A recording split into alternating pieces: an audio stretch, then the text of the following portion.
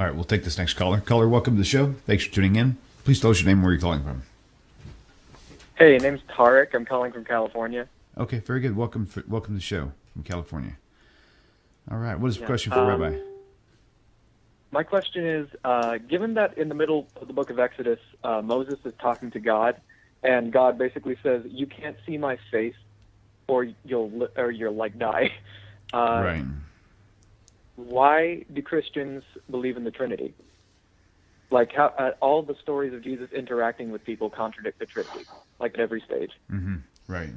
Thank you for calling in. If you want to hang up, you can watch in for the answer, okay? Okay. Okay, thank you, sir. Bye-bye. All right, Rabbi, take it away. So the question is, why do Christians, virtually all Christians, believe in the doctrine of the Trinity, which the Trinity is a Christian doctrine. The word was coined by a church father, Tertullian, a Latin church father from North Africa, from Carthage, became a Christian in the year 197. He coined that phrase, coined that word, and it was a very useful word because, in truth, in North Africa, if you wanted to convert pagans, you wanted to talk about your God in triads. This was an issue. I don't care what your pastor tells you, that Christians were ripping their hair out over, fighting over this. This was the big fight. The only other fight it wasn't as big as this.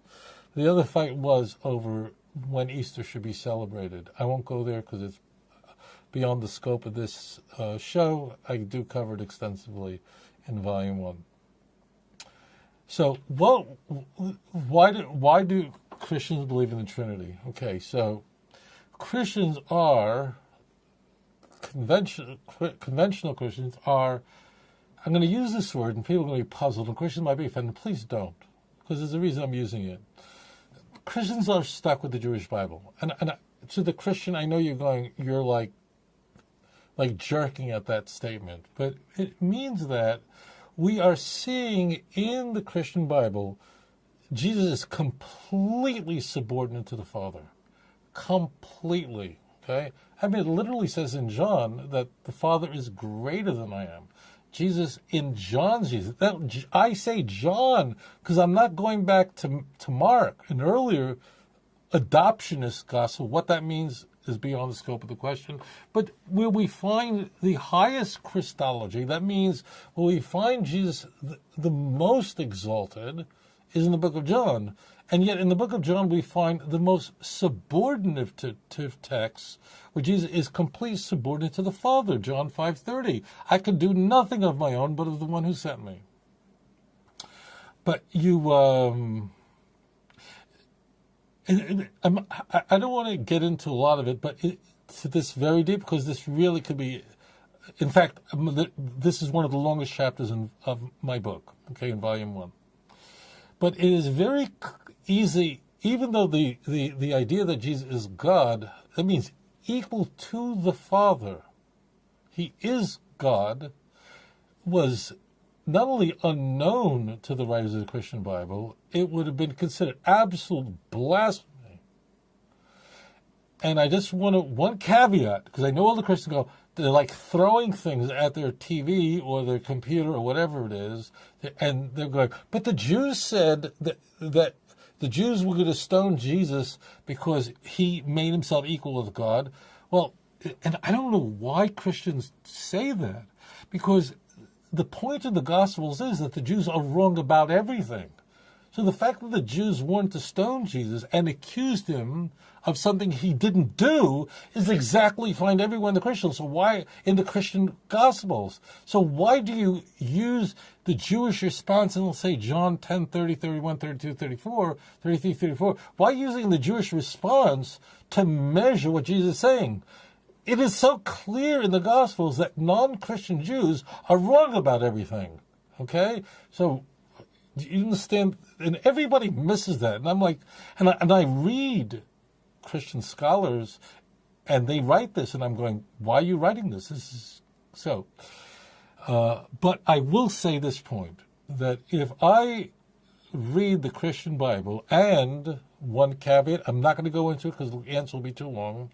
And if you understand the gods of the Greco-Roman world, when we use the term Greco-Roman, generally we're referring to a period from about 200 BCE to about 200 CE, where gods are not all created equal. There's the great god who created everything, Zeus, Greece, Greek Empire, Jupiter, its equivalent in the Roman Empire, and there's a whole tier of God, the Olympian, the 12, so, and then you finally get to that lowest tier of God. Those are called the Son of God, which you find in the incipit of the book of Mark. Okay, incipit is that, I probably shouldn't use a word that's not conventional, but it means that opening passage. This is the gospel of Jesus Christ, the Son of God. But the point is that in the ancient world, the lowest tier of gods were the man gods, were half god, half man. The emperors of Rome, all of them were made gods when they died. Caligula was this amazing emperor who ruled from 37 to 41, and he managed to become a god before he died. Leave it to Caligula. And they were healing people. Octavius, Caesar Augustus, Vespasian, they would touch. Josephus tells us this. Vespasian, he would touch blind people, touch their foot, and they would become whole. I mean, blind people, he would put spit and thing in their eye, and they become. We know that means the Roman historians are recording this. Okay, Mark's incipit is there to press against Caesar Augustus, that Jesus is the Son of God, and who recognized at the end of Mark, and that's the Roman centurion. That's the elegance of the book of Mark. It's an interesting book, actually. Here's the key point. Even though the doctrine of the Trinity, as Christians believe it today, as orthodoxy, was unknown to first century Christians, I can put a little caveat there. I think any reasonable person can, reading the Gospels, can see what direction it's going in. Okay, when you have Mark, where for the first 8 chapters, no one even know who Jesus is. I mean, no human being knows who he is. And then John, he is walking around going, I am, I'm the bread of life, I'm divine, I am everything. That is a very, very different Jesus. So we can say, okay, look at Mark, and then I'm obviously shooting past Luke and Matthew, moving into John. It's completely different.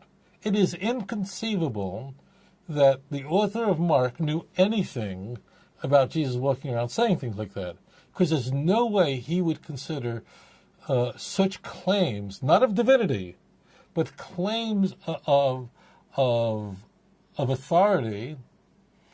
It would be inconceivable that he or the Q source would have ignored that.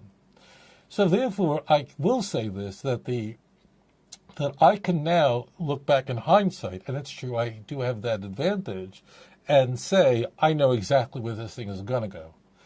And it's going to go in one direction, that Jesus is going to be divine. And in fact, by the time we get to Ignatius, the earliest church father, essentially, he is saying that Jesus is God. He doesn't define that, seek to explain it. Not my senses, I am sure Ignatius just did not have the intellectual requisite to possibly explain that, because there's a problem. There has to be one God. If the Father is God, if Jesus is God, you've got 2 gods. How do you work that out? Ignatius doesn't deal with that. But there are very bright minds who are just struggling with this, ripping the hair out of their head. Now, you're not going to get this from your pastor, and if you go to Fuller Theological Seminary, they're going to tell you everybody believed in the Trinity. What am I going to tell you? Okay? It isn't, okay? But every Trinitarian has to reverse engineer it and go back to the Christian Bible, like it was always there, and then use these very torturous texts to prove it. We all know that. So what we see the trajectory where this is going. By the 2nd century, we do have Jesus as a completely divine being, absolute divine being, by Marcionites, a very wealthy man from Asia Minor who proposed that there were two gods, the God of the Old Testament, the God of the New Testament, utterly incompatible. And Jesus was a full-blown God, and it was a very popular. He was ultimately thrown out of court as a heresy, although his ideas would affect the way Christians think to this day.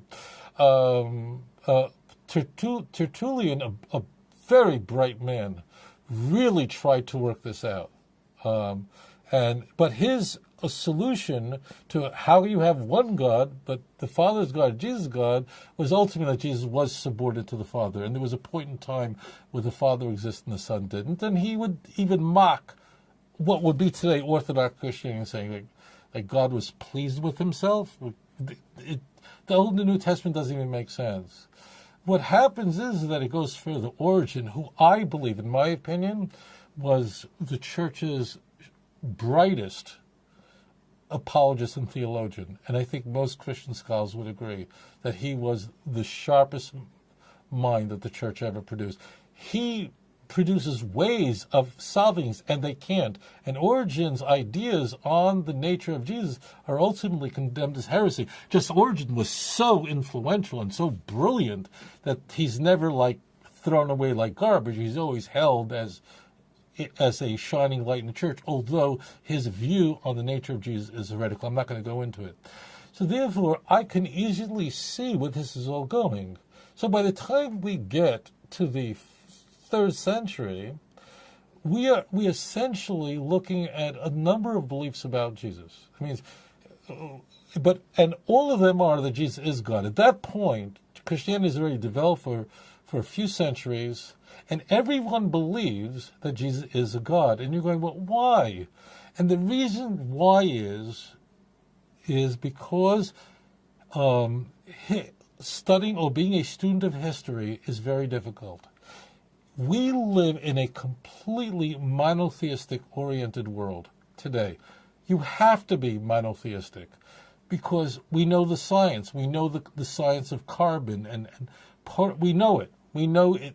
It's got to be one. It's one. That's it. Okay. Back then, so the key is that they're stuck with the Jewish Bible, and I use the word stuck deliberately. It means they have to ultimately, the solution must be that there is one God. But the Father has to be God, and the Son has to be God, and we see in the Christian Bible that the Son is constantly subordinate to the Father, begging the Father. In the book of John, remember I said, I've mentioned this many times, and what makes John different than the synoptics are many things: the length of Jesus' ministry, who he is, the kingdom of heaven. It can go on and on. But, one of the things that is very unique to John is we have these huge dialogues in John. Huge. We don't find that in the Synoptic Gospels, with very few exceptions. But John has dialogues between Jesus and the Father. Read John 17. It just goes on and on and on. And Jesus begging God that the disciples should be of one accord, be one as we are one, John 17:11, and so on. Well, so therefore Jesus completely subordinate to the Father. By the way, that answers the question of John 10:30 when we are told Jesus says, I and the Father are one. We know now what John had in mind from John 17:11. The Greek word there is hen, means one. This is not rocket science here. So, therefore, what happens is, by the time we come to the we're entering the 4th century. The estimates are 5% of the Roman Empire are Christian. Of course, there were some Ebionites running around, but they were crushed. Of course, there were some Marcionites hiding out there, but they were basically crushed. They were thrown out of court. And what we are left with are two groups vying for what should be the orthodoxy of the church. In these two groups, one group said that, both groups said that Jesus was divine, okay? It's a big mistake to think that there was one group who said that Jesus was human. That is not the case. The two major groups that will enter the Council of Nicaea in 325 at the behest of Constantine all believed that Jesus was a divine being. People often get their information from websites and from books like, all these crazy novels. It's not true. But the question is, to what extent was he divine? Was he completely of the same substance of the Father or not? And this argument would take place over the course of months. And Constantine is not happy with what is unfolding. We have a historian, Eusebius, at the time, so we know what happened. And ultimately, Constantine realized that he had to unify the empire, and under one doctrine, under one theology, under one emperor. And ultimately said, it's voting time. And when voting time came, and the emperor said, voting time, only two bishops had the, I don't want to say backbone, because I, of course, disagree with their conclusions completely, but they said that Jesus was not, ultimately, there's a point in time the Father exists and the Son did not. But everyone else said, okay, we're in on the orthodoxy. The two that disagreed were exiled. And what we are left with from the Council of Nicaea, and I'd be remiss if I didn't include the Council of Constantinople in 381, where the doctrine of the full Trinity, where the definition of the Holy Ghost, Holy Spirit is worked out thoroughly.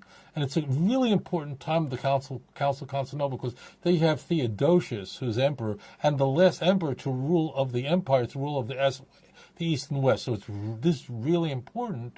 Of course, at that point, what the doctrine of the Trinity is, as is promulgated as orthodoxy today, is surrender. We give up.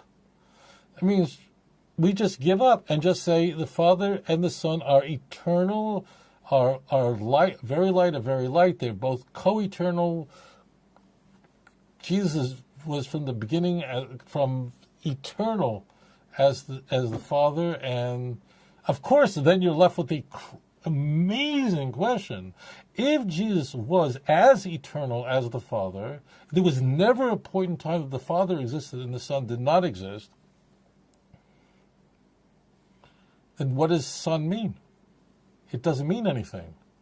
You see what I'm saying? What does the word Father then mean? It means, then how is God, how is whoever the Father is, what does that mean? It doesn't mean anything. When a word can mean everything, it means nothing. What does the Son mean? It means nothing. It means, how is the Father the Father?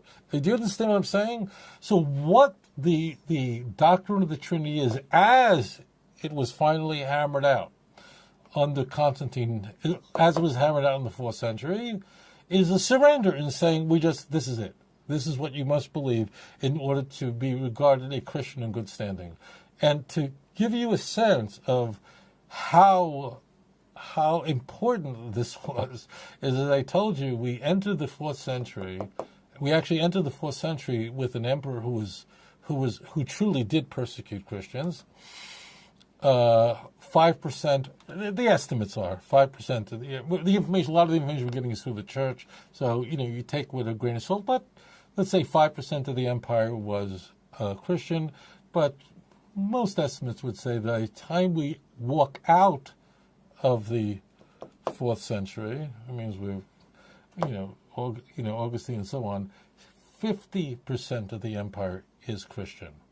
But it is a surrender, saying, it is the greatest mystery which can't be explained. And that means I surrender. Everybody, Origen, is coming up with complex ways of how do you have one God, but Jesus is God. And they're all these brilliant Christians are trying to figure it out. They all fail because it can't work.